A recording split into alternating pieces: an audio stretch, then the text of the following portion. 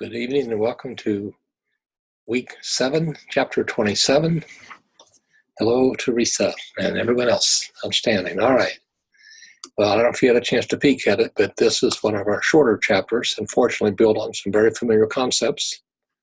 So this is going to be a nice short little lecture. It's going to give you some free time, I think, at the end. We'll see what it takes to cover it. I realize I didn't write very big on my board, but these are off of page 557 on the first page of chapter 27. I'll state each of the concepts I'm going to cover. It's going to be the chapters on preventing problem behaviors, and it's on non-contingent reinforcement extinction, and non-contingent reinforcement pluses and minuses, advantage, disadvantages, fixed time and variable time schedules, enriching the environment. Let's see. Extinction, side effects, burst, aggression, variability, behavior contrast, withholding, reinforcement, combining DRA, and strategies for groups, which is going to be listed out. So basically, it's just repeat some of the pieces on that front page, the chapter, what I usually cover. Let's see. We'll just see here. All right, I think I've got everybody. All right, so the main theme for the chapter, and the main theme for the course, and the main thing in our field is that as behavior analysts, we know a lot about reinforcement and how it works. And any behavior that occurs and has repeatability, keeps occurring, has some kind of reinforcing properties in the way it changes the environment. Those stimulus changes following behavior have some reinforcing properties because that's what's maintaining or increasing behavior. In this chapter, we've had a lot of chapters on how to schedule reinforcement and schedules and build lesson plans and look for function. Now we're getting towards the end where we have to deal with the unwanted behavior. So this chapter is basically on preventing problem behaviors. And as I said, this chapter is built on a couple common concepts that are not completely new to us. Certainly for the reinforcement, we've had that positive and negative. We've seen some other stuff. But the main point to look at here, the main point I want to make is when we have problem behaviors, in whatever setting we have, home, school, clinics, etc., the main reason for that, in my ABA opinion, is they're simply, I'm going to mark this in red just because I want to stress it. Problem behaviors are problems because they are getting too much reinforcement. Since reinforcement is what maintains or increases behavior, and if a behavior is a problem, then somehow some dimension of that behavior, that response class, is getting too much reinforcement. Either it's happening too often at the frequency, or the rate is too high, or the latency is taking too long or it's too short. The inner response time is either too long or too short. So some aspect of that, of our measurable dimensions of behavior, the intensity is too high or too low, the magnitude is simply to the point that it's a problem. So what we're addressing in this chapter, and we'll see it in the next chapter as well with differential reinforcement, is strategies, ways to prevent problem behavior. And of course, the simplest way to prevent problem behavior is just don't reinforce it to start with. But we can't always know what's going to become a problem until it gets too much reinforcement. So the main concepts from this chapter are going to be non-contingent reinforcement and extinction, combination of the two using non-contingent reinforcement as well as not reinforcing with extinction. So the main concept behind non-contingent reinforcement is we do not require any particular response to be occurring in order to provide reinforcing situations, consequences, complements, access to toys, access to activities, access to people. It's just non-contingent, and therefore it's what I like to call time in. In order for time out to be effective, we need time in. And non-contingent reinforcement is about making time in a more driving factor. And the more we can make the environment loaded with good things that happen, then you don't have to do bad things in order to get the good things you want. If the good things are somewhat available, we can usually prevent a lot of problem behaviors. Now, the typical way non-contingent reinforcement is scheduled is not on a fixed ratio or variable ratio, but rather on temporal schedules and on fixed time or variable time. So we've had the intermittent schedules of fixed interval where the first response after a certain amount of time gets reinforced. And we've had variable interval where ongoing behavior gets reinforced randomly, not based on responses, but based on time that passes. And then if the response occurs during the time that we're checking on it. So those are still, they're time-based, but there still have to be responses in order to get reinforced. And with non-contingent reinforcement, It's time-based, but again, it's fixed time. So if every 5 minutes I go around my room and I compliment and praise my students, it doesn't really matter what they're doing. I'm going to make sure every 5 minutes on a fixed time schedule, they're getting something good, compliments, or I'm putting points on the board just because they're working away. It's not scheduled based on what they're doing. It's just time passing. I don't mean to say they're working away because they might be looking at the window, which could be one of the disadvantages. But fixed time means I'm going to do it regardless of what's happening at that time. And variable time means I'm not going to put it on the clock and make sure every 5 minutes I run out there or I do something, but I'm going to average maybe every 5 minutes or 15 minutes. So when a parent's talking to me about a child that always acts up to get attention, and I bring up the issue is, what happens when he's not acting up? How often you just drop in and compliment him and interact with him regardless of what he's doing? Now, of course, clearly the caveat there is if the child's engaged in a problem behavior, we don't want to make reinforcement happen at that time. And that is one of the disadvantages. Again, I'll mention that since reinforcement is just coming randomly on random or fixed time, there is the chance that something good is going to be happening right about the time that bad behavior happens. And it wasn't contingent on the bad behavior. It wasn't when that behavior happened, I made sure to provide a consequence, but rather the environment changed at the same time the behavior happened. Now, we've had chapters before we talked about superstitious behavior where we do something and the outcome is good, but it really wasn't because of what we did. And this is how a lot of superstitious behavior can get in our repertoires. If I don't make any mistakes tonight, and I'm going to say a knock on wood, I'm going to hope that knocking on wood prevents me from making mistakes. But we know there's not really a strong correlation between knocking on wood and what happens in the environment. If it does match up, it's just coincidental. So in the case of non-contingent reinforcement, we want reinforcement happening. We're not going to focus on particular behavior unless it is a problem, then we don't reinforce it. So with the idea of non-contingent reinforcement, we want to enrich the environment with all kinds of reinforcing situations and properties. One disadvantages is that it doesn't really teach any replacement behaviors. Since it's not that we're looking for specific behavior to provide reinforcement, an alternative or replacement behavior, we're simply delivering it. So one of the disadvantages of it is that it could follow any behavior and accidentally reinforce it. And there's the accidental reinforcement, and it doesn't really teach, as I said, a replaceable behavior. So that's going to be the advantages of non-contingent reinforcement. We can do it on a time schedule, fixed or variable. The advantages, it enriches the environment overall, makes more time in, be more valuable. Disadvantages are it doesn't select a particular behavior. We don't really get an alternative. It doesn't teach a replacement behavior. And it can accidentally reinforce problem behaviors. Just some things to be watching out for. I'm going to quickly update my schedule here. Okay, so that's non-contingent reinforcement. Advantages, disadvantages. The next main concept is extinction. So since I mentioned problem behaviors are getting too much reinforcement, then what we want to try to do is use the extinction process and use some kind of procedure whereby we are preventing the response from producing a consequence relationship. It's that response-consequence relationship that's just what's strengthening behavior in the case of reinforcing it, or if you were punishing it, it's that consequence contingent that weakens it. In this case, we're talking about a problem behavior, and rather than trying to punish it, we want to try to put an extinction and not pay attention to it. So the idea of extinction is you're simply going to provide no reinforcement or not let the situation turn into reinforcing. If a child's banging something on a table, and I can move the table or mix the toy so it doesn't make that noise and give that resulting consequence, that behavior will eventually drop out. Sometimes they block behavior so they can't happen to make a problem behavior, to make a consequence, or they mask it so it doesn't give the reinforcing properties. So the idea of extinction is we're trying to break that history of the response providing some consequence that's maintaining or strengthening the problem behavior. We want to simply make sure we block all forms of reinforcement for that behavior.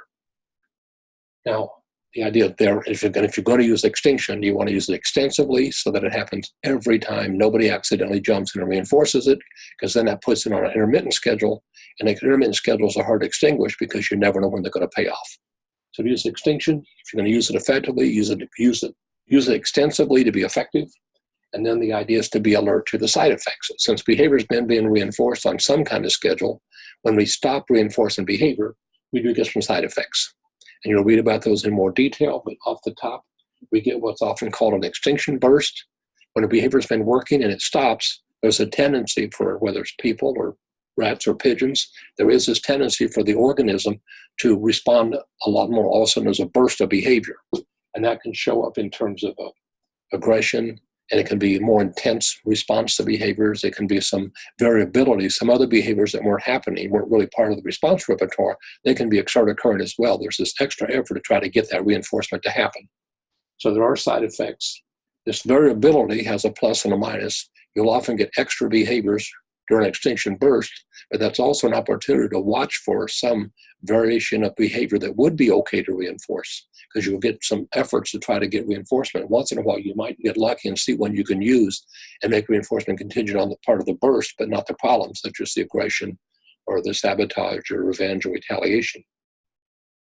So the other issue with extinction is when we think of the matching law, we know that behavior goes where reinforcement flows. And if we have concurrent schedules for behavior, which means it's getting reinforced on different schedules, if a particular behavior is being reinforced in one situation and it's all being reinforced in another, and if the one that has the richest schedule will make the strongest amount of responses. So if a child is drawing pictures and showing that to mom in the kitchen while mom's cooking, and mom reinforces that about 60% of the time, compliments the picture, and then draw me another one, and dad's in the front room reading the paper, and the child goes to show dad, and dad reinforces about 40% of the time, then that behavior is going to contrast, and it will show up more where mom is reinforcing it, because that's a higher scheduled reinforcement. When you use extinction, you're putting that behavior on extinction. So wherever it was being supported, it's very likely to go somewhere else. So where it was getting reinforced and you got an extinction, you're going to get the negative contrast where that behavior is going to go down because that schedule changed. But the other environment, which wasn't really changed in schedule, will go up because there's more reinforcement there. So if mom's cooking dinner and she says, I can't look right now, I've got to stir this so it doesn't burn, then the child, that scheduled reinforcement in the kitchen went down. And the behavior contrast is, guess what? Dad's going to get shown more pictures. And that's the positive behavior contrast. So behavior contrast is a result of a behavior getting reinforced on two or more schedules. And if one of those schedules weakens on reinforcement, that behavior is going to go somewhere else to the other schedule. Even though reinforcement did not increase there, it's still where reinforcement is available. And matching law explains that behavior is going to go find a place it can be reinforced. The next issue is the idea of using extinction effectively is we've got to withhold all forms of reinforcement, both positive and negative. Sometimes the problem behavior is to get a demand removed. And if we give a child an instruction and he tantrums and then we drop the demand, we've just reinforced that negatively. Now the child learned I can escape or avoid that task. So if we're going to use extinction, we've got to be sure we stop reinforcing all forms of extinction, positive or negative behavior. Now, in order to make it more effective, what we need is to combine extinction with another procedure. And this has been pretty much a theme throughout the entire course, and you're going to find it throughout the field, is that anytime we're trying to weaken one behavior, whether it's punishment or extinction or differential reinforcement, which is next week's chapter, what we want to do is we want to reinforce an alternative. As I mentioned, next week we'll get into differential reinforcement, specifically about alternative behaviors that meet the function and incompatible behaviors that can't happen at the same time. We don't need to drill too much into that today. It'll come up in next week's lecture. And then within groups, for the idea of using extinction, if you've got kids in a group and some are misbehaving, ways that you can use extinction effectively is to first state the basic rules, identify what is and isn't going to be acceptable, and then when those behaviors are happening, we're going to make sure those kids that are misbehaving in that group or that one child will be put on extinction, and the group knows don't give into that as well. Sometimes a teacher may want to put a kid in extinction, use the extinction process or procedure for a kid that's making jokes in class. But since he's not making the jokes for the teacher's attention, he's making for the student's attention, that's not going to work because it doesn't stop all forms of reinforcement for the pattern behavior. So you'd have to basically educate the group. If it's a team sport and you've got some guy that's making fun of people, everybody's got to understand this is not a rule. That's not good sportsmanship. We do not make degrading comments about each other. And then everybody on the team realizes when somebody starts to say something, nobody pays attention to it. That behavior stars for lack of reinforcement. We put that on extinction. And then you can use the advantage of a classroom or a sports team or a group of other people to not pay attention to that particular behavior. That's a real quick nutshell of Chapter 27. There's not really everything there is pretty familiar, but what you'll do is you read through, you'll see some extra details on how to use these effectively. Does anybody out there use extinction and any current procedures or behavior plans with a child or client that you want to share any stories with or give any examples of? Sure, I'll share an example. Please, thank you. So I use extinction a lot, and this was actually our second day of school, and today, and I was told a lot about a student prior to the year starting. Everybody's kind of afraid of the student and doesn't know what to do with her. But right off the back, I noticed that one of the things that they were doing is they were reinforcing her maladaptive behavior. So one thing that she does a lot is she leaves the class and she goes to a different classroom with one of our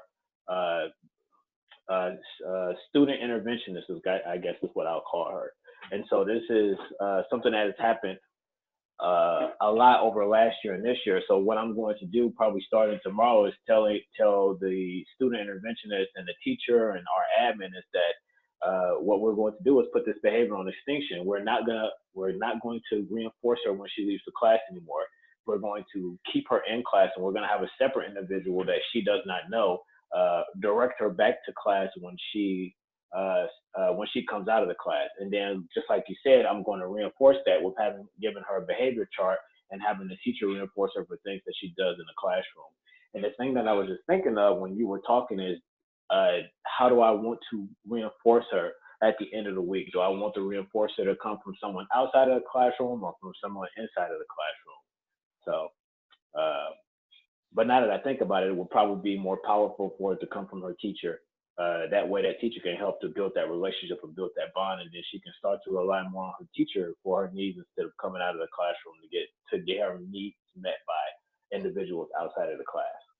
That's a good strategy for the teacher, because we want the teacher to be a conditioned reinforcer, and that's going to be a primary location for the student. I will go ahead and add that since our bigger goal will be to get this child to cooperate in the classroom and then in the hallway and then in the rest of the building, and then of course home, school, and the community, if we can get get the students to not pay attention when she's misbehaving, if we can get other agents of behavior change to complement her when she's had good days, we can just stretch that group of potential reinforcing folks.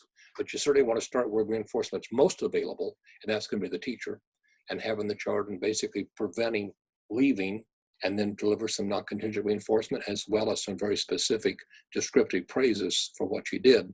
That can help turn around, and then, as you said, have the other people know we're just going to not let that happen, and we're not going to pay attention to it. We're not going to let her run free. We're going to simply redirect her. So there's a live case. I'll be curious to get an update on that in a week or two to see how that goes, if it comes up again. And thanks for sharing that. Does anybody else have any comments or stories about using extinction with any of your cases? Or a time that maybe you got put on extinction? I was Toastmaster at my meeting recently, and I was telling some really bad puns. And some were trying not to laugh. Some were actually groaning, but unfortunately, a groan or laughter was still feedback to me, and it didn't work. Their attempt to put me on extinction for my bad jokes didn't work. Now, the ones that really tried just didn't look at me and didn't laugh at all. But since there were just enough people laughing at my bad jokes, the extinction process didn't work, because it was still, the whole environment was not shutting down my bad jokes. And if you've sat through a few of my lectures, you realize it's hard for me to let go of bad jokes. Even any attempt at humor to me is worth trying, even if it is a bad pun. All right, anybody, any other comments? It is a short chapter, and I think you'll enjoy it. And I mentioned before that the last week 10 does have 2 chapters. So if you can get a chance to get a little bit ahead here, use some of this evening maybe to go ahead and start on the chapter study guide and work ahead a bit, that when you get to that 10th week, instead of having to do 2 chapters, maybe you have a chance to get caught up a little bit. But you know your schedules better than I do. Last week isn't terrible, it's just plain 2 chapters. But again, just a heads up on that. Any closing comments? Otherwise, I'm going to turn you loose and let you get a gift of some more, like almost up to 36 minutes, maybe, of bonus time for yourselves tonight. Yes, indeed, that last week.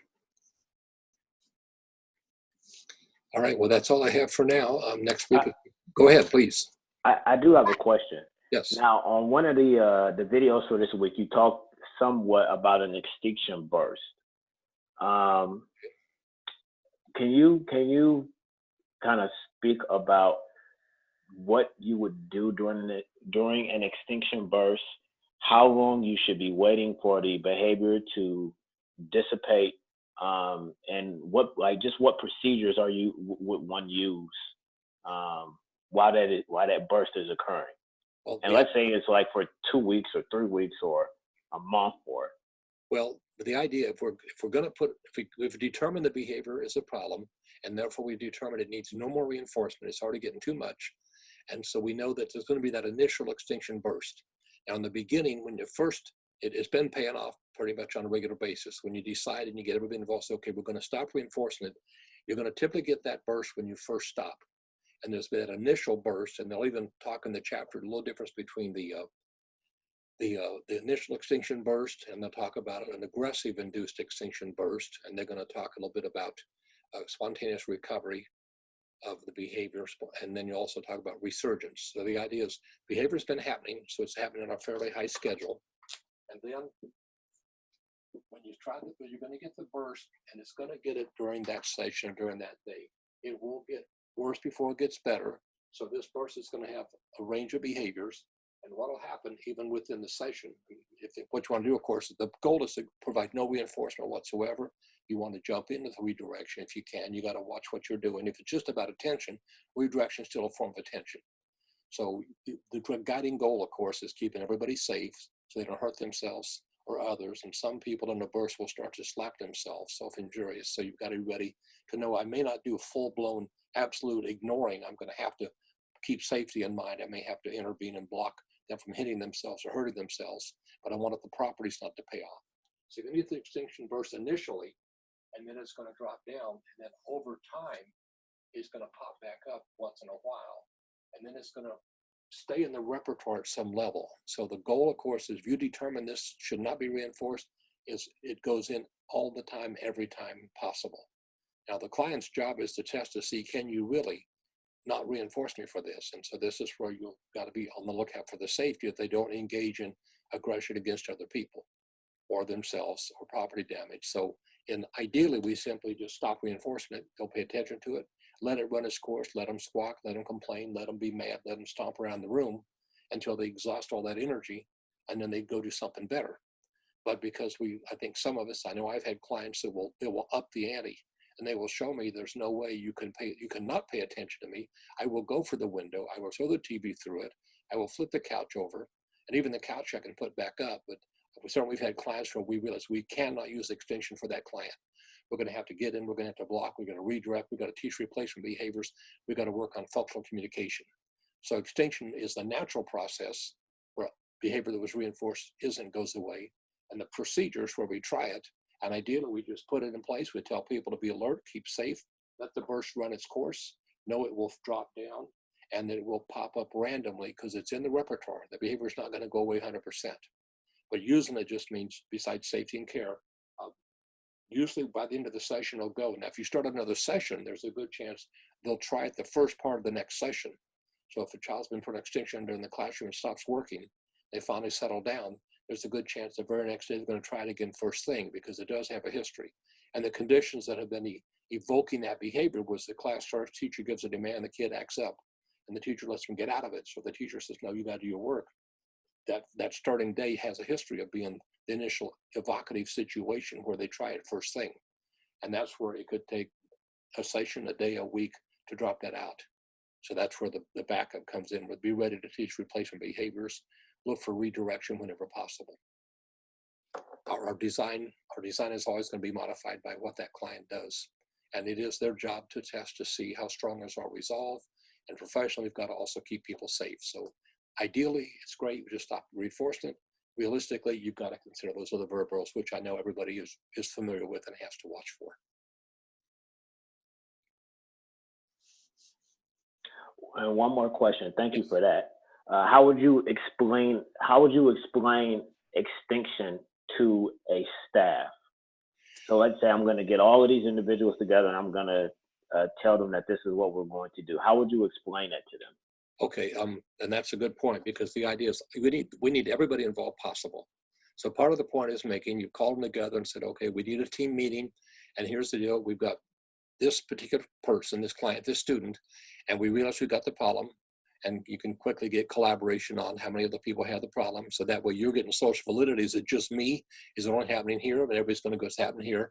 So we need a unified plan, and we want to try extinction. That basically means the problem behavior is getting too much reinforcement. It's been paying off, and we need to find a way to break that pattern so it doesn't pay off. So if we even if you don't use the word extinction, just means we have to make sure that whatever was paying off before stops. So if they're doing it for attention, we don't give attention for that behavior. They may do to simply redirect and say, put your hand down, and the client might do it. So in that sense, we didn't do full-blown absolute no response whatsoever, is we don't let it pay off. If the child's screaming and yelling and we say, put your hand down, hold still, then we did give a redirection. So we didn't use extinction, and we did pay attention. If that amps it up some more, we realize we can't use that approach. But to get the team involved, to collaborate, identify and agree the problems there, and then brainstorm, what are the ways we can make sure we don't strengthen that behavior? What do we do? What can we ignore? What can we not ignore? That's where someone brings up the danger of maybe getting hurt or maybe them eloping. But just as any procedure, get collaboration on it, make the idea that we want to not support it. What are the ways we can do? What can you do? What are you willing to do? Some people, like I work with parents, will say, well, I just can't watch my baby cry. My kid cries, I'm going to give in. So for them, they're not going to be able to put on extinction. I've got to immediately teach them to redirect and reinforce something else. So based on the strength of your team and how much they will understand and how much logistically is it realistic, can we all agree that happens? We just don't look at it. We don't tend to. We let it go, redirect when we can, and keep people safe. And then they may come up with some strategies as well that will help guide the group. And then if you're in charge, you're going to basically say, so here's the plan. Everybody, is everybody on board? Obviously try to get their buy-in. Got it. Thank you. You bet. Because those are challenging, but it's what we do. And it's amazing sometimes after the burst has kind of gone out of the way, you'll start having the person looking for other ways to get attention. And it doesn't matter how much work it took to get attention before, we can make it easier to get attention. It's going to take a while for them to shift. It just tells you how strong that problem behavior was. But if we know it's attention, we just got to do a lot of non-contingent reinforcement.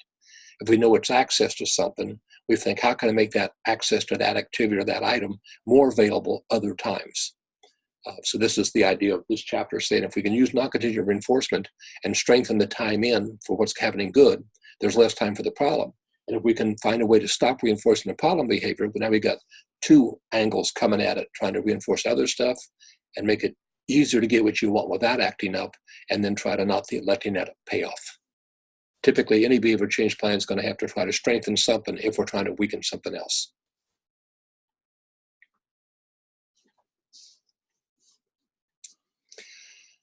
Understood. Thank you. You bet. Thanks for raising that. It's excellent points, and it does help just to get the collaboration to begin with, so you got the buy-in, and then listen to folks' ideas. Someone may say, I have that problem, but I've been able, they may have a pat phrase they use, and that actually redirects the client or the child. So sometimes we'll find out someone's solved the problem in their way, they just didn't tell the rest of the team. And that's where the collaboration, the buy-in, and people feeling listened to, maybe wanted to try some things. Someone may stumble on, so let's try some different redirections and give each other an update at the end of the day or something.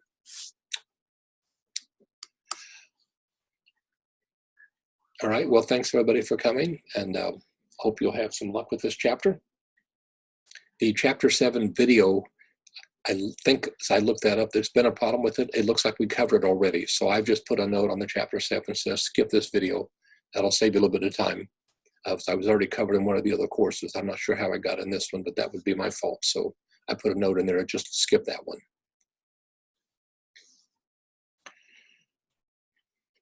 All right, well, that's it for tonight. Take care. Have a wonderful evening. Enjoy your weekend. If you're somewhere it's hot, stay cool. If you're somewhere it's wet, take an umbrella.